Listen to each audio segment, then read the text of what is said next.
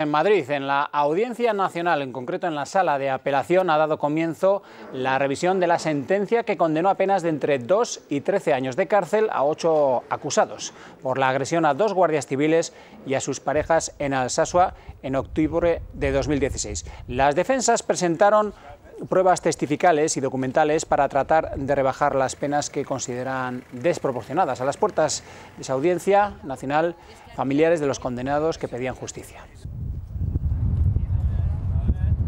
No vamos a admitir que ya la conclusión sea que alguno de nuestros hijos se queden dentro.